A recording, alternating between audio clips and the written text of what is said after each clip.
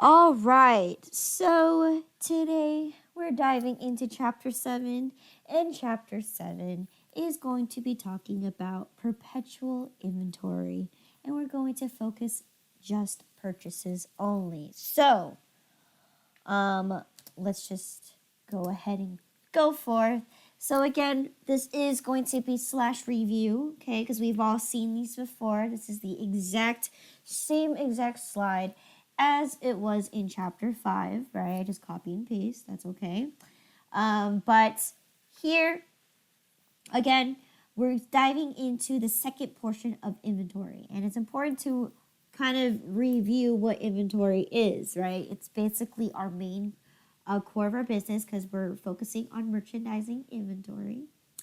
And what inventory does is you ultimately are purchasing inventory in a sense. So we're going to take cash, we're going to convert it into a good.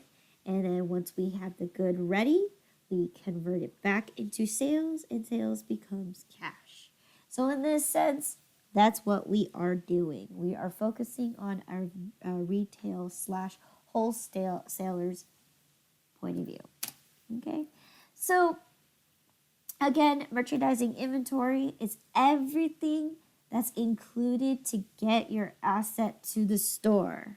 Okay, so everything that's included in the cost of goods sold may or include the price of the product, sales tax, freight expenses, shipping and handling fees, storage fees, XYZ.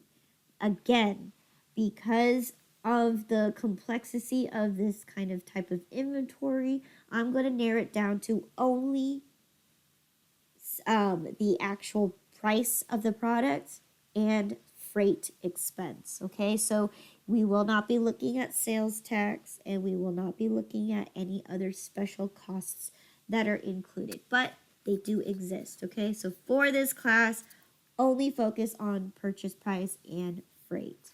Okay, and again, let's talk about the inventory tracking method. So the difference between periodic versus perpetual. So again, we just spent the last 2 chapters focusing only on periodic. We understood that periodic is every once in a while, right? We don't really care to check for our inventory because at the end of the day, we're going to physically count them and we're going to say, well, I guess we sold this amount because we only have these amount left in our inventory, right? So in this case, under periodic method is we are going to make sure that we take a physical count of inventory at the end of a given period, okay?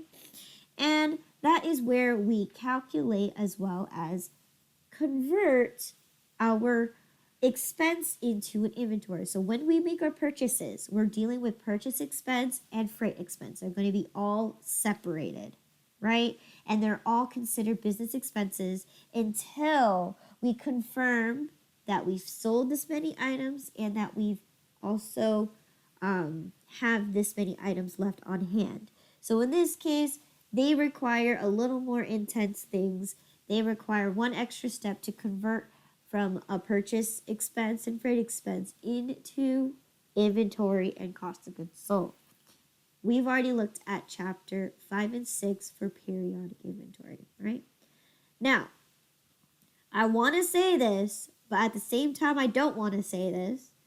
I want you to kind of forget everything you know about periodic and put it aside, all right? Because now we're learning chapter 7 and 8. 7 is the easiest section, or chapter 7 is the easiest part that you'll understand. Chapter 8 is where, if you're not very careful, you can get mixed up very easily. So, all right, I'm warning you now. Chapter 7 is going to be completely easy. Chapter 8 will throw you off. Okay? And again, same thing. I want you to put everything that you know about periodic on the side. We will, when we move on to our midterm, you will be tested on both methods. So don't forget it. But for now, put it to the side because we're learning about chapter 7 today. And we're looking about perpetual inventory. So, of course, if you actually look up the definition of what perpetual means, it literally means constantly or continuously. Whatever you want to do. Any synonym for that word, right? You're constantly checking up. You're constantly making sure you have your inventory. You're taking physical counts every end of the day, whatever it is, right? And that is the definition of perpetual. Now, what perpetual does is when we actually make our purchases of inventory, we're actually making real purchases of inventory. So we're trading an asset for an asset. So in this case, every purchase that we make, it goes straight into inventory. All right, and we'll look at an example of that when we'll continue on with this PowerPoint. So again, everything and anything goes straight into inventory. Okay, so that's including every single cost it takes to get your asset to the store is the same thing. You're going to place it all in inventory. Okay? And then one thing that because we are constantly updating our inventory, that means sales is going to be a factor in the way we calculate our inventory, right? Every purchase that we make, right, it just increases our inventory, correct? Now we're looking at the second part, which is going to be every time we sell an item, that's going to decrease our inventory. And we're going to be constantly updating it every minute and every day in time, all right? Whereas when we looked at periodic, hey, hold up. Periodic, I only had to do it at the end of the month. I had to do it at the end of the week. Why? For this one, we have to keep track of it. And that's just the way it is, okay? That's the difference between the two. You're constantly going to be checking your inventory, all right? Every purchase that you make and every sale that you make, you're going to update your inventory. And it's going to be either taken in or taken straightly out of inventory. Okay? So, enough about that. Let's go ahead and look into purchases for perpetual inventory. Okay, so again, here's our first example. We have XYZ company purchasing 100 toys costing at $5.65 each. Freight is going to cost you $100. How do you record this transaction? Okay. Anybody want to give it a guess?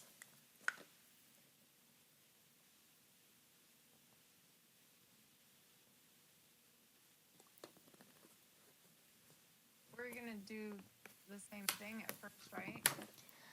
So you would put toys and then for 565? Good.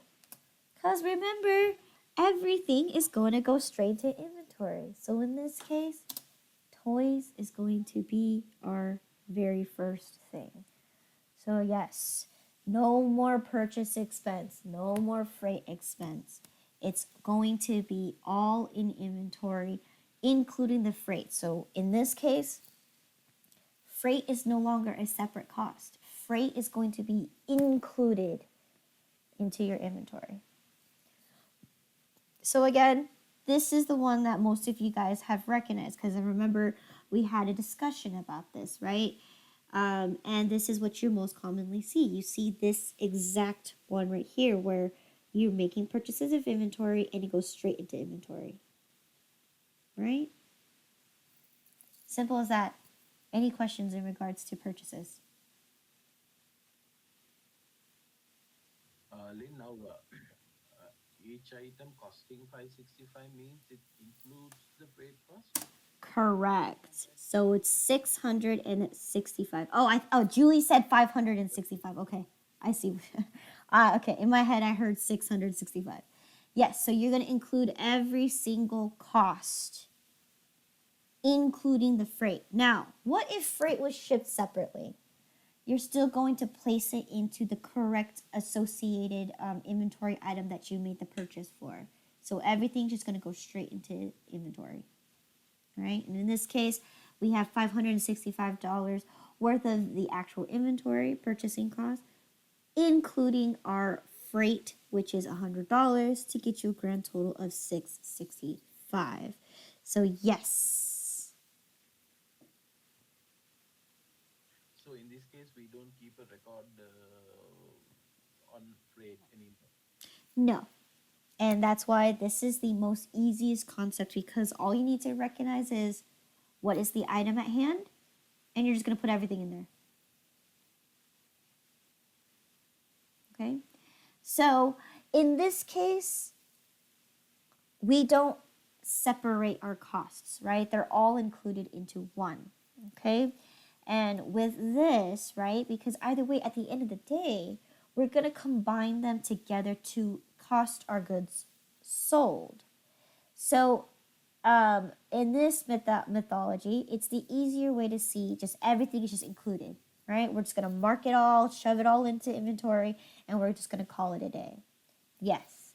Now, when we do the next few concepts, you want to be careful with that, all right? Because there are a few rules that you still have that still apply, and I'll talk more about it when we get there.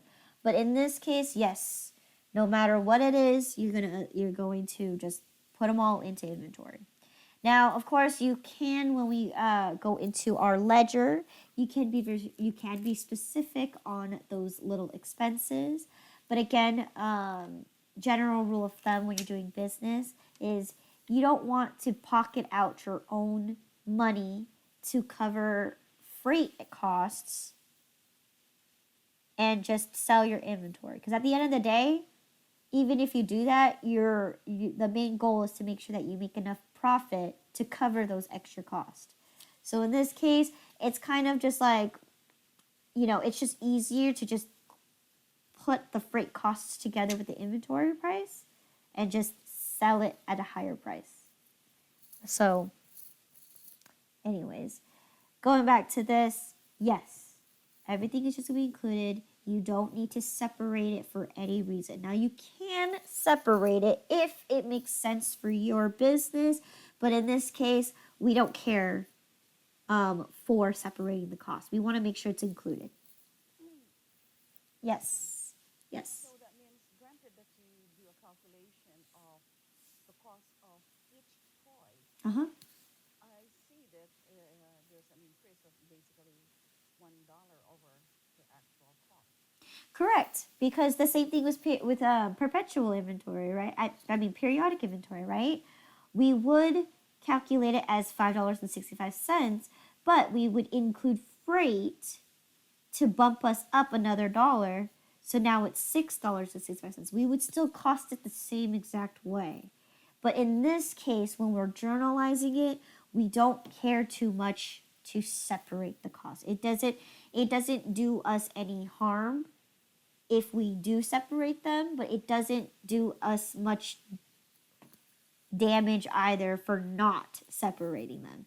It just makes a lot more sense that if you're going to cost your goods sold, including the freight anyway, why not just shove everything into inventory?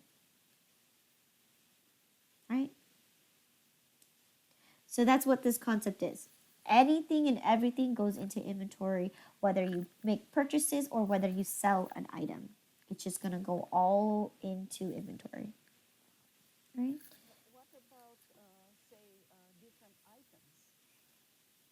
That's why. That particular July 1st, Uh-huh. you receive a lot of different items, and the freight cost would be 100 overall.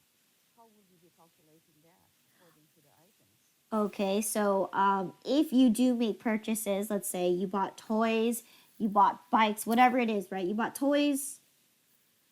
I'm trying to think of another one. What did you say? Toys, cups, or. Yeah, okay. So if you bought them all from the same store, right? You would. So how does freight really work? Freight is based on the weight of the item. Now, they may break it down for you and tell you exactly what it is broken down on your invoice, or if they do tend to just have it all in one bucket, right? They say that, I sold you your toys, your cups, and your mugs, right? all of it's all going to be shipping is I mean freight is going to be a total of $100. You have the choice. What makes sense for you makes sense for you. If you think each one, right, each batch of things, you can split it down the middle in 3, right, evenly. You could split the cost evenly. Or if you are actually going to go for a real life scenario, you're going to look at the weight. I would imagine coffee mugs would be a lot heavier than toys. So you could grade it that way. Another way that you can do it is, and we will look into this example, is if you want to, you can also distribute it based on cost. Now that's obviously not what freight is meant for, but it is an option out there. So you have 3 options. You can either divide it evenly, you can either do it based on weight, or you can do it based on cost. All right, it's whatever your inventory manager pretty much says, this is what I'm going to do with my freight. Okay, and obviously when we're actually purchasing the inventory, it's going to be, each inventory should be separated based on the exact product that you're purchasing. So you would have toys, coffee mugs, cups. You know what I mean? You wouldn't actually just put it under the generic main account inventory, right? Because then how would you know what's going in inventory and what's coming out of inventory? So that's just an accounting, I guess, way of looking things. Just be more specific, especially when you have the possibility of having a sub account, use them. Okay. All right. Any more questions in regards to this?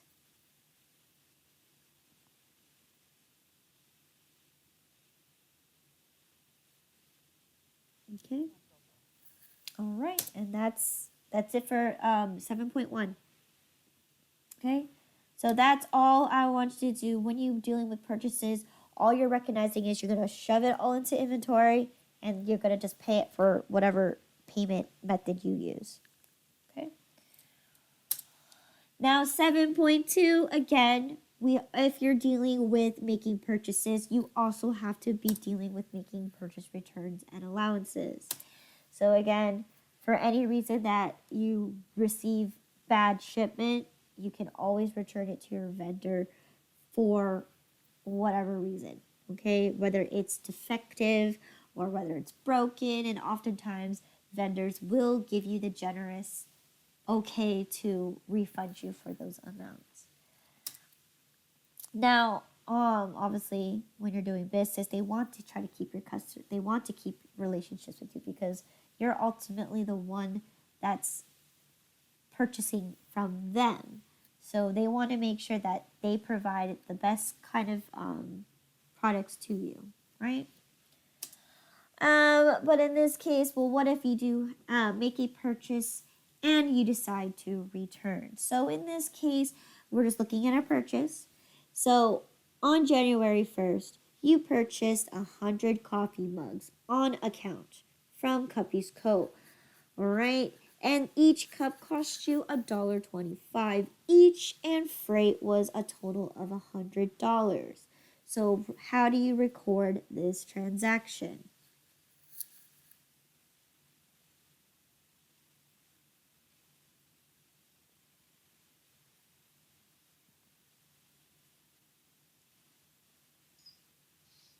I'll give it a shot. All right, so you said do inventory. So I put Correct. the date. The date would be 1/1. Uh-huh. And then the description would be inventory. Inventory, Coffee mugs. yes, or just coffee mugs in general. Good. Okay. And then that amount came out with freight. Uh-oh, wait a minute. Dang it. Hold on, I had multiplied it out. Okay. Let's see. 25, 100,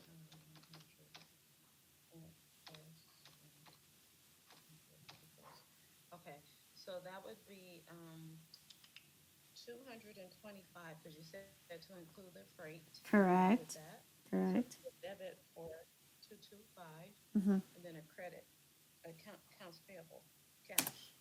Good. So again, everything is going to go directly into inventory. And in this case, we recognize that our inventory items that we purchase is going to be coffee mugs. So that's what we're going to have, coffee mugs and accounts payable. And we made our calculation here. We are including our freight, give us a grand total of 225. Good job. See, that was very easy. Straightforward and easy. Okay. So now we're going to move into our first scenario here. So on January 5th, when you received the items, okay, you found that 10 of those coffee mugs were broken. You request for a full refund and they said yes to it. So the vendor grants you a full refund. Record this transaction.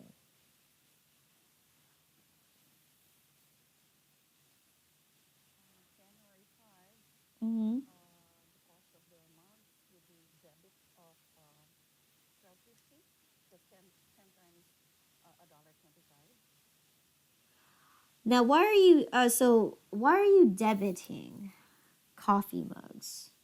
Are we gaining coffee mugs or are we subtracting coffee mugs? Or so we're subtracting. To debit 12.25, Okay.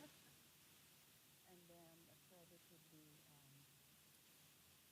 return, the cost of the return, credit of 12.25 as well. So the cost of the coffee mug. So what Accounts ex- payable. So I'm sorry, it would be accounts payable of 12.25 debit. Okay. Would I be all right? I'm sorry. No, no, no, no, no. You're on the right track. And then the credit would be the cost of the coffee mug, which is 12.25. Now, what account are you going to be actually using? Are you going to actually write cost of the coffee mugs? The payable, because you're refunding. Right. Okay, so we established the debit. Okay. What's next? And then the credit would be, description would be cost of the mugs, which would be 10 coffee mugs. Okay, what account am I going to be using? That would be a credit. The credit, yes. What you're on the right line. You're on the right lines. So accounts payable, debit 12.25, That's correct. and then credit would be the 10 months, 12.25. Now, can we write 12 coffee mugs in our journal? My question is your description is correct, but what account am I taking it out of? What is my credit account going to be? You don't have a cost of coffee mugs account. You never placed anything in cost of coffee mugs account. Where are you taking this out of?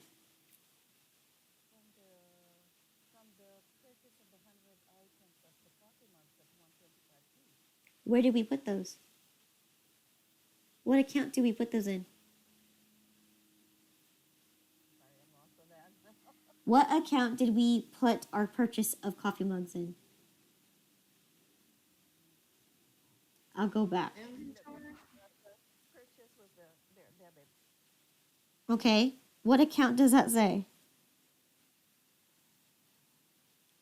The accounts I'm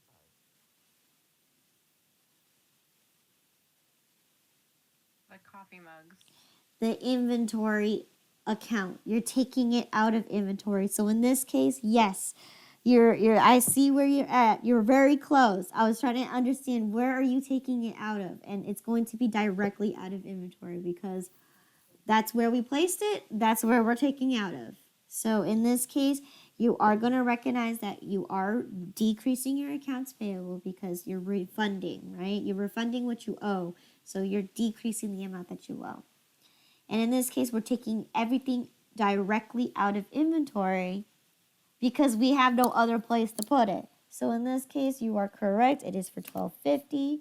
So here That is our journal. Easy. No need for contra accounts. Everything's just placed into inventory and everything's taken out of inventory. Okay? All right. What about scenario number 2? Okay, so on January 5th, you received the items and found that 25 of those coffee mugs are actually the wrong size. Okay?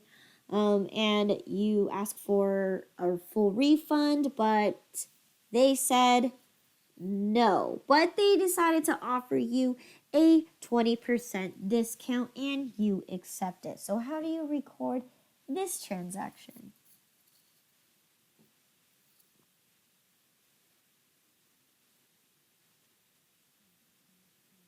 It'd be the same way, right? Accounts payable. Yes. So 25.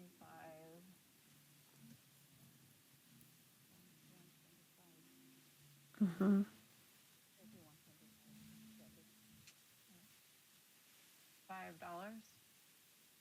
$5. Okay, hold on. Julie got $5. Is that $5? Hold on. 25. $1.25 minus 20%. Oh, $6.25. $6.25. Okay.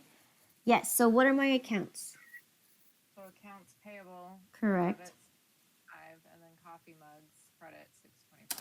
Correct. And see, straightforward, easy, nothing complicated about this. It's pretty straightforward and easy. I don't know how to say this, but it's easy. You don't have to deal with any contra accounts. It just comes right out of inventory. Yes, Tennyson, you had a question? Yeah, then now last time under periodic we didn't consider. Now when it comes to discounts and returns, we Mhm. should consider freight amount. No, we do not. We do not. That still applies. So that concept does apply.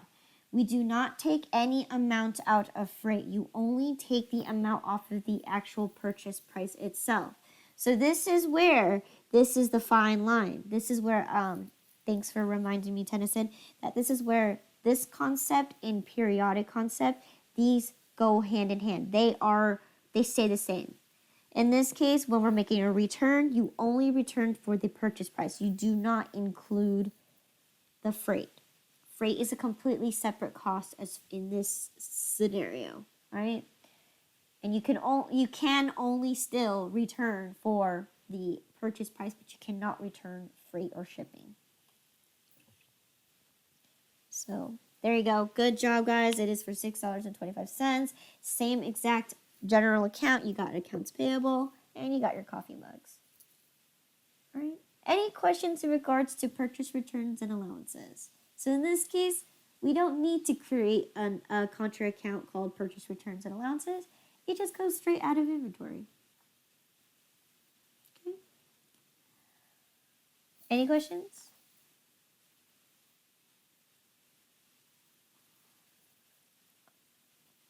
Okay. Question. Yes. Go ahead.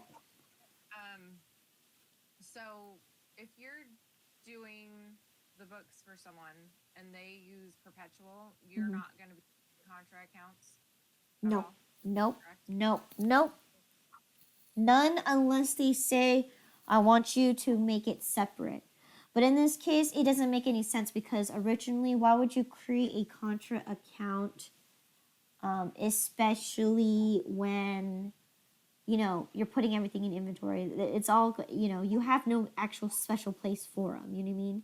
Now, what I have seen before is that yes, you can do um, a separate account.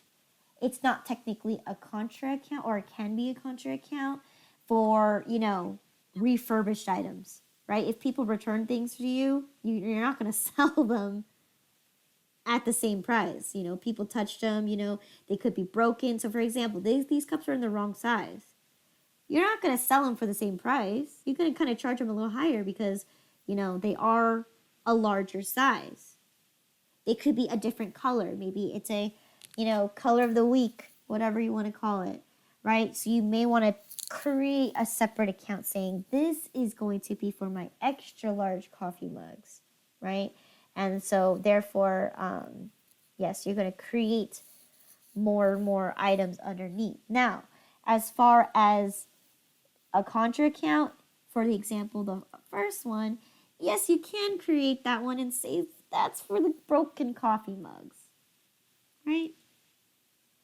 You can do whatever works for your accountant and makes sense for you. But in this case, yes, on an accountant standpoint, I would actually create a separate contra account to take those broken mugs out. The reason I was asking is because I thought when,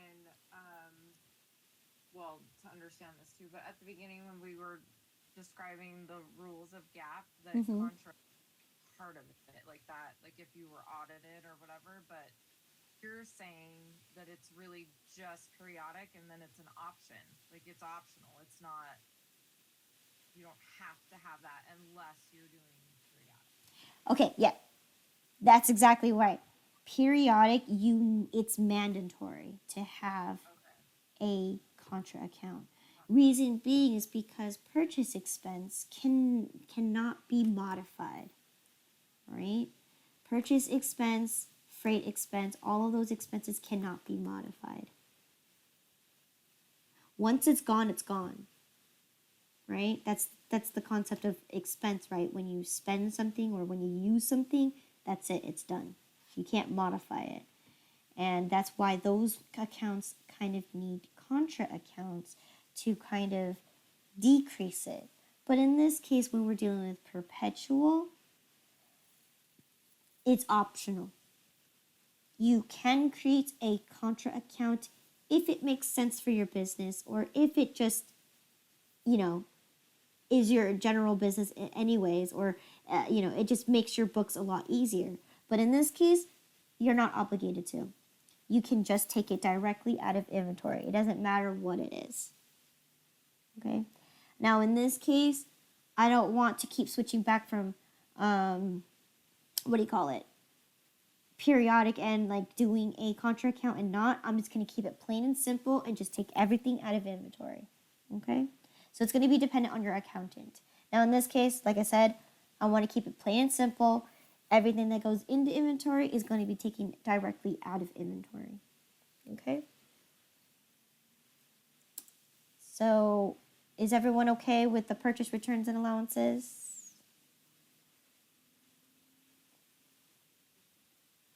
Okay. All right. So, now moving on to 7.3 is going to be obviously discounts, right? We can receive terms, which we looked at this before, right? 2%, 15, net 30. Usually vendors give you this to kind of pull you in and give you an incentive to pay their bill off, especially if you're owing them thousands of dollars. This is a great advantage to them, right? Because they'll give you a discount on top of that. So, depending if you have the money to pay for it, go for it.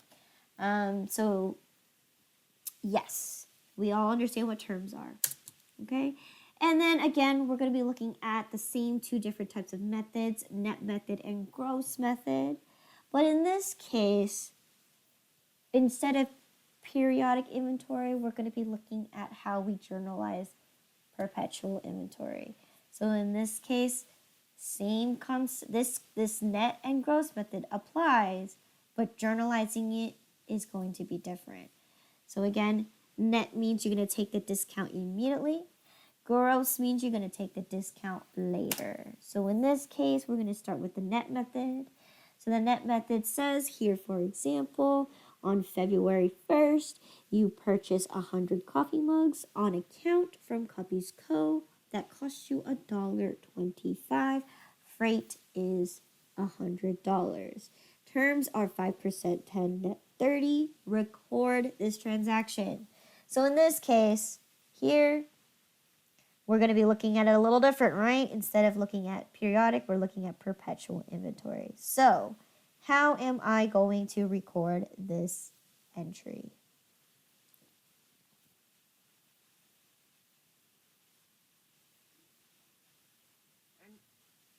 we're taking the discount now? Like we've already paid it? We didn't pay it yet because it says what's on an account. Okay? But this is net method, right? We're assuming we're so good at paying our bills that we're going to pay them within 2 days, 3 days, within the week, within the discount period. Okay? So we're going to record the discount now. Okay. So you would do your mugs Mm-hmm. and the freight. So the 225, the coffee mugs at 225. At And then you would put the 5% underneath it, right? Or would you take right off the top? You would take it right out of the inventory. You wouldn't show it? You wouldn't? No. You can and create more accounts, but in this case it's unnecessary.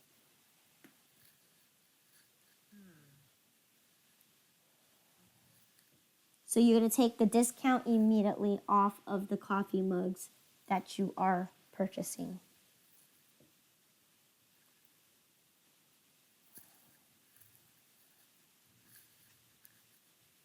So it would be coffee mugs $213.75. No, right? Anybody else want to, Check my math. or does everyone else agree? Let's do that.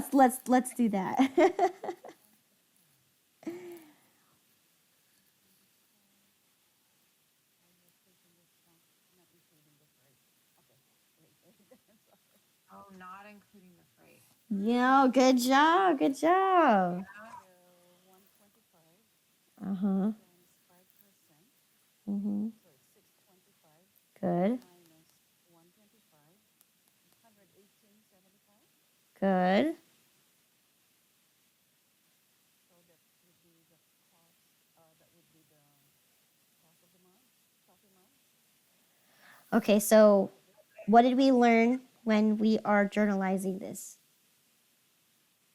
118 is the correct purchase price, Yeah. but what did we learn? Plus the shipping fee, the freight Uh-huh. plus 100. So that's 218.75. Good. Yes. So here we only have coffee mugs and it's for accounts payable. And yes, it is for a total of $218.75. So in this case, yes, you're going to do a little brain power. You're going to find out what the total purchase price is. Then you're going to go ahead and apply the 5% discount or whatever the terms were given. Then you're going to add the freight. So this one, you're taking maybe a couple extra steps to just calculate it, but overall, at the end of the day, you're all going to place it into one place, which is your coffee mugs, which is your inventory. Okay? So here, it's all placed in inventory for $218.75. Okay? Like I calculated first, the 225 minus 5%, and I came out with different Right.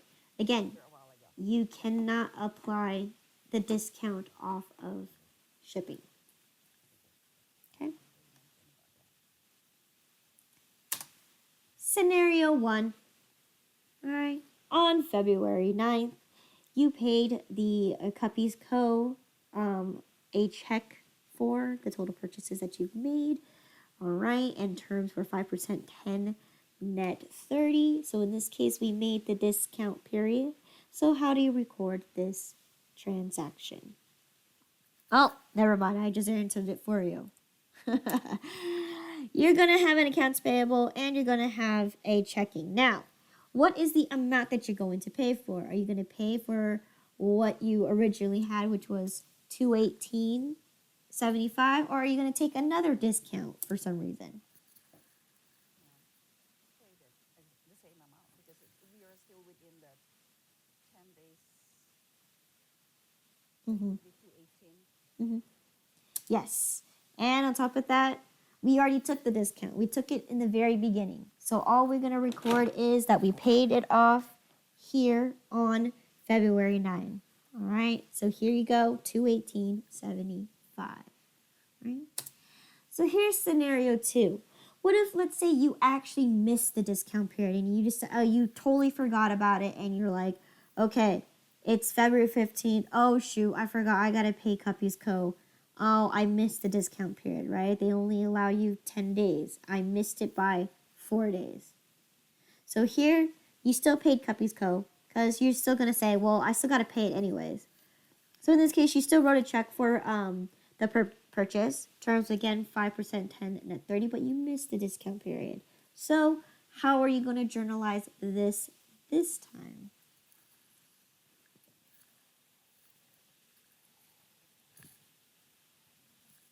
Would you Go ahead. would you just add in another one like you were doing the errors thing? But would you just add another mugs for 625 and AP for 625? Discounted amount Or no? added. Because you only used one account originally. Okay. We didn't use a discount account. We didn't use anything else. Okay, good. But we owe an extra 625 because we didn't add it. So would you just literally do another transaction? All right. And No. 2 separate transactions. You don't have to. You can put it into one. Into one. Yes. So you put the total amount of 225. But then, based on the screen that you're showing, Mm-hmm. you have the date of February 9.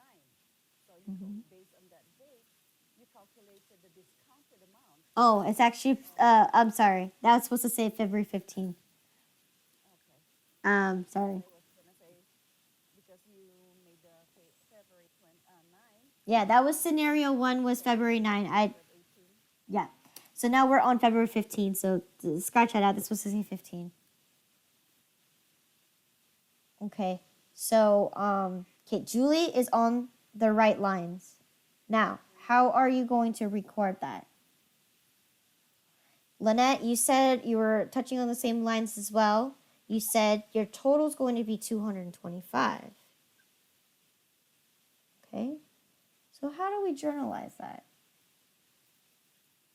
Would you? Accounts payable, debit, Okay, you got accounts payable as a debit. and then the mugs, credit. Oh no.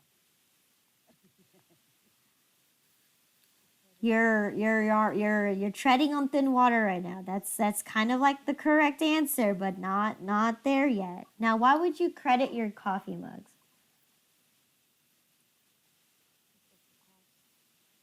Did you want to raise the cost of? Right, but why would you credit your asset? Why would you take away from your asset?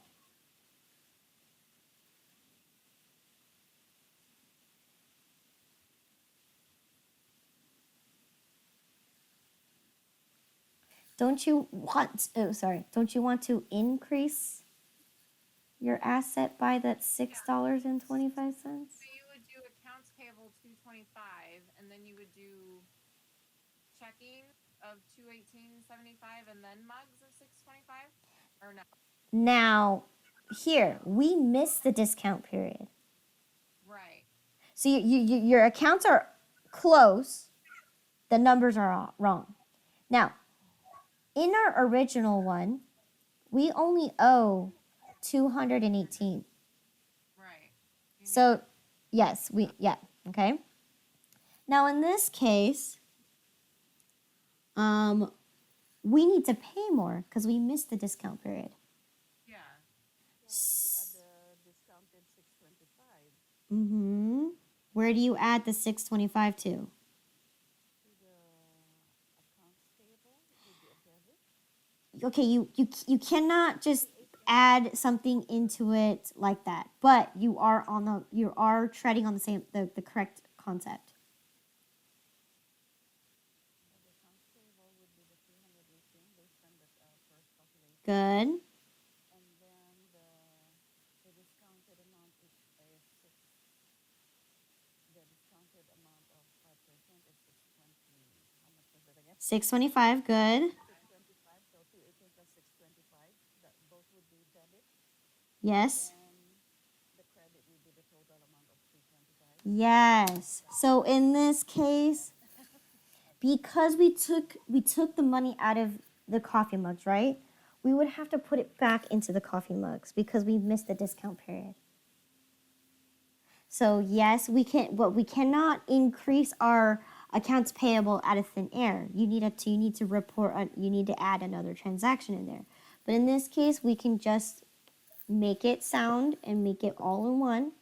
We understand that we missed the discount period, right? And we understand that we owe more to our cups instead of we have to go put the money back into the cups. So in this case, it's 218, 625, and a total is for 225 because at the end of the day, you're paying more because you missed the discount period. Okay? So good try, guys. You guys, understanding your thought process is pretty cool, but yes. Good, good, good. So in this case, here we missed the discount period. We don't need to make any more, you know, purchase loss or discount loss. No other contra accounts. This is just straightforward. We're just going to put it right back into inventory because that's originally where we took it from. All right. There you go. Any questions about the net method? All right. Gross method is pretty straightforward. You're going to recognize your purchase of the coffee mugs for its full price value. Okay, so here it's for $2.25. If we make, for the scenario number 1, if we make the discount period, we're going to incur our accounts payable and we're going to subtract the discount from our mugs. We're actually going to take it out of our mugs. Now, of course, we're not taking physical mugs out. We're just taking the value of that, the cost of that $6.25. We're just taking it out. And we're going to pay less because we made the discount period, right? We're going to pay only $2.18. And then in case we do just miss the pay period at the end of the day, you just pay them in full for the $2.25. Straightforward. Nothing too complicated about that, right? Any questions in regards to dealing the net method, the gross method, or anything? Okay.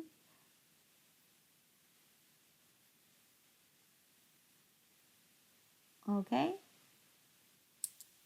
Okay, chapter review. Again, this time we're dealing with perpetual inventory. So instead of using purchase expense and freight expense, we only use what we have the inventory item, like specific, like what did you actually purchase? And we're going to use that to apply it. Other than that, anything and everything goes into inventory, whether it's a discount, whether it's a return, whether it's whether it's a discount or a return, it's all going to come right directly out of inventory. Okay.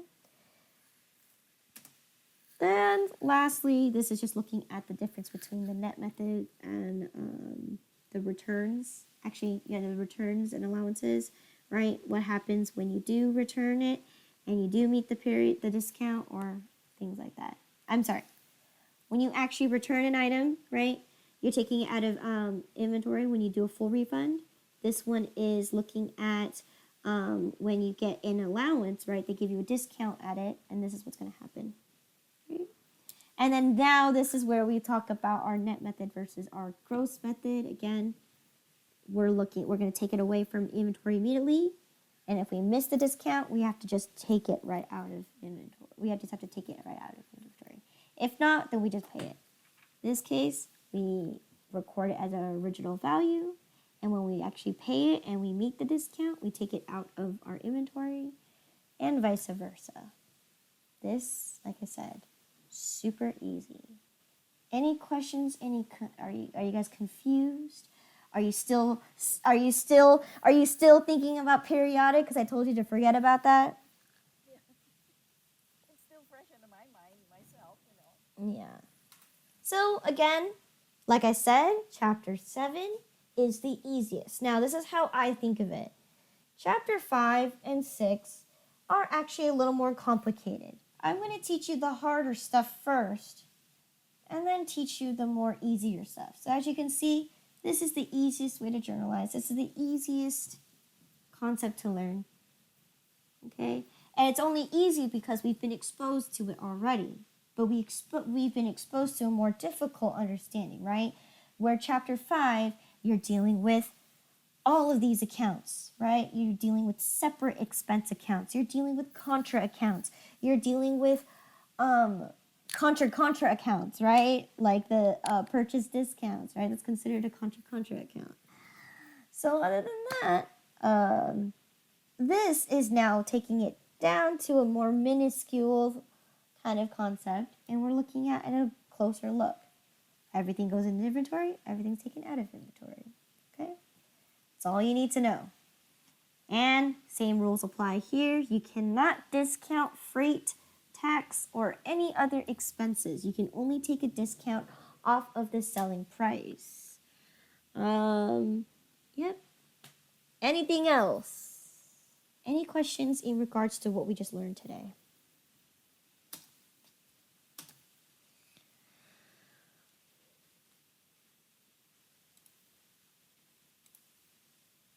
No?